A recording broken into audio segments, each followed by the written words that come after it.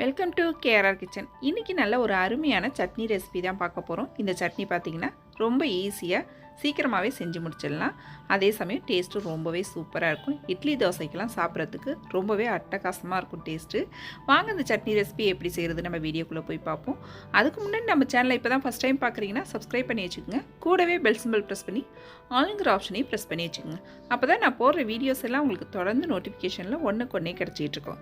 இப்போ வாங்க இந்த சூப்பரான சட்னி ரெசிபியை எப்படி செய்கிறதுன்னு பார்த்துடலாம்.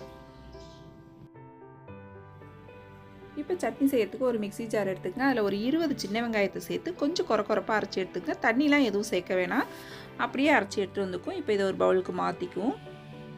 இப்போ அதே மிக்ஸி ஜாரில் ஒரு 2 தக்காளி பழம் நறுக்கிட்டு சேர்த்துக்கிறேன்.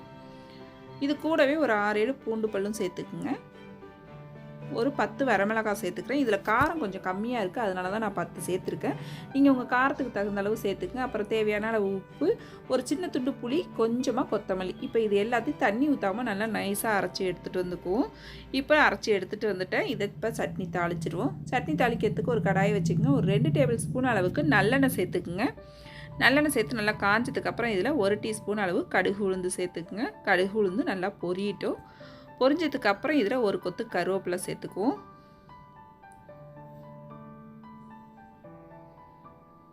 கூடவே கொஞ்சமாக பெருங்காயத்தூளும் சேர்த்துக்குங்க. இப்போ நல்லா எல்லாம் பொரிஞ்சதுக்கப்புறம் நம்ம ஃபஸ்ட்டு அரைச்சி வச்சுருக்க வெங்காயத்தை சேர்த்து ஒரு 2 செகண்ட் நல்லா வதக்கிக்குவோம்.